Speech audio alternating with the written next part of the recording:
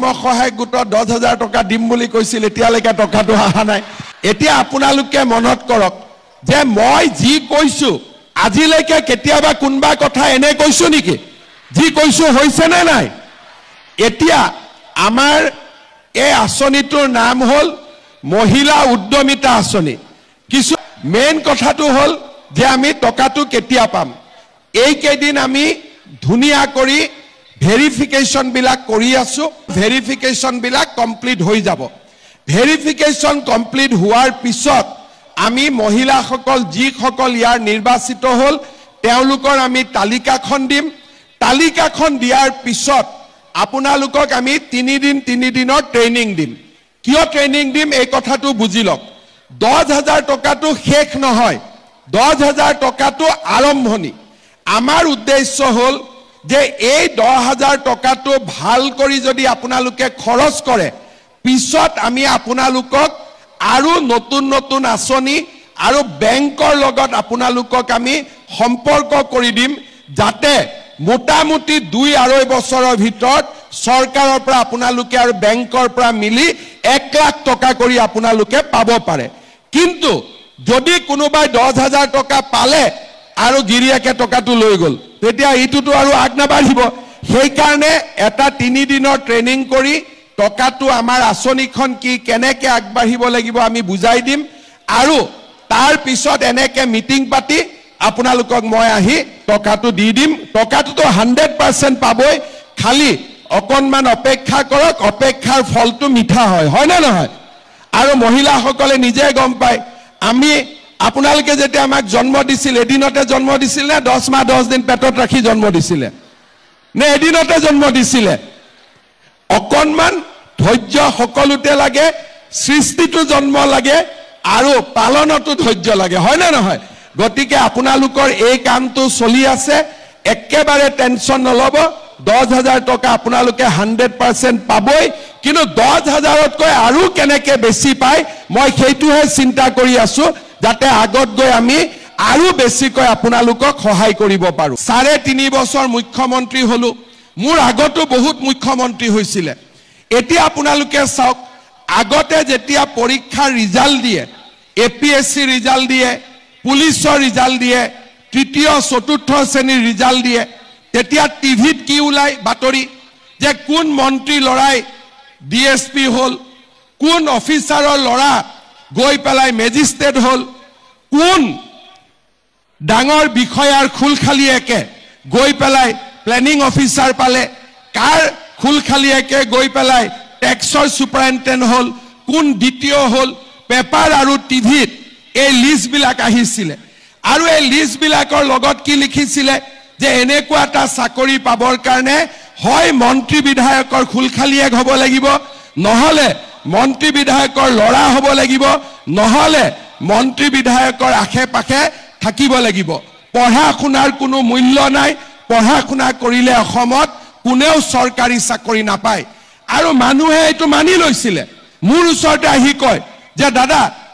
কিবা এটা লাইন দিয়ক মই মেজিস্ট্ৰেট হ'ব লাগে কোনোবা আহি কব যে মই 1 কোটিলৈকে টকা ঘোষ দিম মুক চাকৰিটো জেনে তেনে কৰি দিব লাগে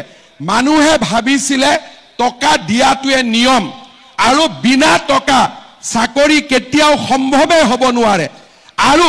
তেনেকৈ আমাৰ অসমখন 75 বছৰ চলি আছিল 2021 চনত মই মুখ্যমন্ত্ৰী দায়িত্ব লোৱাৰ পিছত কৈছিলো যে এনেকে নহয় আমি পৰিবেশৰ পৰিৱৰ্তন কৰিম আজি মই 1.5 লাখ লৰা ছোৱালীক চাকৰি দিলো 1.5 লাখ লৰা ছোৱালীৰ পৰা 1 লাখ টকাকৈ যদি মই ললুহেতেন মোৰ পকেটত 1500 কোটি টকা আহিলেতেন আৰু 1 লাখ দিয়াটোত কাৰো আপত্তিয়ে নাই 10 লাখ 15 লাখ 20 লাখ 1 কোটিলৈকে দিয়ে 1 লাখ দিলেতো হাই দি দিব আজিয়ে যদি মই ইয়াত কওঁ যে আপোনালোকৰ লৰাক মই চাকৰি দিম 1 লাখ টকা মোক গধুলি ভিতৰত দিয়ক সবেইটো গধুলি ভিতৰতে লৈ আহিব 1 লাখ টকা যদি মই ললুহেতেন 1500 কোটি টকা মোৰ ঘৰত গলহেতেন কংগ্ৰেছ দলে কয় যে মই দুৰ্নীতি কৰো আৰে দুৰ্নীতি যদি কৰিলুহেতেন 1500 কোটি টকাটো মোৰে পকেটত আহিলেতেন আজি আপোনালোকে চাওক পৰীক্ষাৰ ৰিজাল্ট দিলে এতিয়া টিভিত কি উলাই কোন মন্ত্ৰীৰ খুলখালিয়েক তাৰ নাম নুলাই কোন অফিচাৰৰ খুলখালিয়েক তাৰ নাম নুলাই ৰিজাল্ট দিলে উলাই যে ই অমুক গাঁৱৰ তৰকাৰী বেপাৰী ছোৱালী, ই অমুক গাঁৱৰ খেতিয়কৰ ল'ৰা, ই অমুক গাঁৱৰ ৰিক্সা চালকৰ ল'ৰা, ই অমুক গাঁৱৰ ঠেলা চালকৰ ল'ৰা। মন্ত্ৰীৰ খুলখালিয়েকৰ পৰা অসমখনক আমি তৰকাৰী বেপাৰী ল'ৰালৈকে আমি ৰূপান্তৰ কৰিলো, আৰু এইটোৱে হৈছে আমাৰ জীৱনৰ আটাইতকৈ ডাঙৰ সফলতা। ইয়াৰ ফলত কি হৈছে, এতিয়া ল'ৰা ছোৱালীক মাক দেউতাকে কয় যে পঢ় চাকৰি পাবি। ল'ৰা ছোৱালীয়ে স্কুলত আগতকৈ বেছি যায়। এতিয়া মই যোৱা কালি পৰহি দিনাখন মই এখন মিটিঙত গৈছিলো, ছোৱালীবিলাকে মোক ধৰি ক'লে যে মামা, মই চামুগুৰিত গৈছিলো, ছোৱালীবিলাকে মোক ধৰি পেলাই ক'লে যে মামা আমাক স্কুলত শিক্ষক লাগে। আগতে কোনো চিন্তাই নকৰিছিল, আজিকালি চবেই জানে যে পঢ়া শুনা কৰিলে আমাৰ ল'ৰা ছোৱালীয়ে চাকৰি পাব। ৰাজ্যত আন্দোলন নোহোৱা হৈছে, শিক্ষাৰ পৰিৱেশ নিৰ্মাণ হৈছে, আৰু অসমখন এটা ভাল পৰিৱেশলৈকে গৈ আছে। আৰু যিসকল ডেকা ল'ৰাই চাকৰি নাপায় তেওঁলোকৰ কাৰণেও মই ব্যৱস্থা কৰিছো যে তেওঁলোকক চৰকাৰে 2 লাখকৈ টকা দিব। লোৱাৰ কথা বাদ দিয়ক, ওলোটাই 2 লাখকৈ আমি টকা দিম যাতে ল'ৰা ছোৱালীয়ে ব্যৱসায় কৰি খাব পাৰে। আগতে চিন্তা কৰক, চাকৰিৰ নামত টকা লৈছিলে, এতিয়া টকা লোৱাটো বাদে দিয়ক, বিনা পইচাত চাকৰি, আৰু যিকেইটা ল'ৰাই চাকৰি নাপায় তেনেকুৱা 2 লাখ ল'ৰাক 2 লাখ টকা কৰি ব্যৱসায় কৰিবৰ কাৰণে আজি চৰকাৰে টকা দিয়া আৰম্ভ কৰিছে। বেংকৰ লোন নহয়, ডাইৰেক্টলি টকা দিয়া আৰম্ভ কৰিছে। গৈ পেলাই মেজিষ্ট্ৰেট হ'ল, কোন ডাঙৰ বিষয়াৰ খুলখালিয়েকে গৈ পেলাই প্লেনিং অফিচাৰ পালে, কাৰ খুলখালিয়েকে গৈ পেলাই টেক্সৰ ছুপাৰিনটেণ্ডেণ্ট হ'ল, কোন দ্বিতীয় হ'ল, পেপাৰ আৰু টিভিত এই লিষ্টবিলাক আহিছিলে। আৰু এই লিষ্টবিলাকৰ লগত কি লিখিছিলে যে এনেকুৱা এটা চাকৰি পাবৰ কাৰণে হয় মন্ত্ৰী বিধায়কৰ খুলখালিয়েক হ'ব লাগিব, নহ'লে মন্ত্ৰী বিধায়কৰ ল'ৰা হ'ব লাগিব, নহ'লে মন্ত্ৰী বিধায়কৰ আশে পাশে থাকিব লাগিব। পঢ়া শুনাৰ কোনো মূল্য নাই, পঢ়া শুনা কৰিলে অসমত কোনেও চৰকাৰী চাকৰি নাপায়। আৰু মানুহে এইটো মানি লৈছিলে। মোৰ ওচৰতে আহি কয় যে দাদা কিবা এটা লাইন দিয়ক, মই মেজিষ্ট্ৰেট হ'ব লাগে। কোনোবা আহি ক'ব যে মই 1 কোটিলৈকে টকা ঘোষ দিম, মোক চাকৰিটো যেনে তেনে কৰি দিব লাগে। মানুহে ভাবিছিলে টকা দিয়াটোৱে নিয়ম, আৰু বিনা টকা চাকৰি কেতিয়াও সম্ভৱে হ'ব নোৱাৰে। আৰু তেনেকৈ আমাৰ অসমখন 75 বছৰ চলি আছিলে। 2021 চনত মই মুখ্যমন্ত্ৰীৰ দায়িত্ব লোৱাৰ পিছত কৈছিলো যে এনেকে নহয়, আমি পৰিৱেশৰ পৰিৱৰ্তন কৰিম। আজি মই 1.5 লাখ ল'ৰা ছোৱালীক চাকৰি দিলো। 1.5 লাখ ল'ৰা ছোৱালীৰ পৰা 1 লাখ টকাকৈ যদি মই ললোহেঁতেন, মোৰ পকেটত 1500 কোটি টকা আহিলহেঁতেন। আৰু 1 লাখ দিয়াটোত কাৰো আপত্তিয়ে নাই। 10 লাখ, 15 লাখ, 20 লাখ, 1 কোটিলৈকে দিয়ে। 1 লাখ দিলেতো হাঁহি দি দিব। আজিয়ে যদি মই ইয়াত কওঁ যে আপোনালোকৰ ল'ৰাক মই চাকৰি দিম, 1 লাখ টকা মোক গধূলিৰ ভিতৰত দিয়ক, চবেইটো গধূলিৰ ভিতৰতে লৈ আহিব। 1 লাখ টকা যদি মই ললোহেঁতেন, 1500 কোটি টকা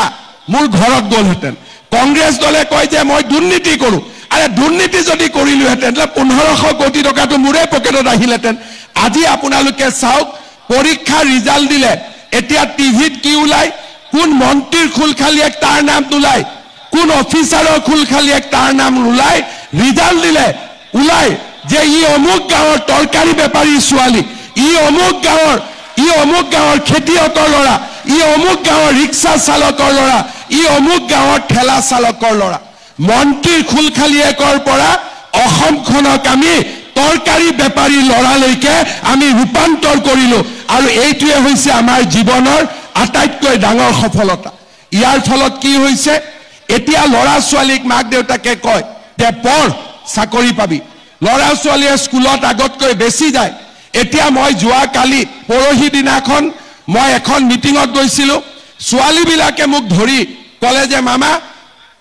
মই চামুগুৰিত গৈছিলো, ছোৱালীবিলাকে মোক ধৰি পেলাই ক'লে যে মামা আমাক স্কুলত শিক্ষক লাগে। আগতে কোনো চিন্তাই নকৰিছিল, আজিকালি চবেই জানে যে পঢ়া শুনা কৰিলে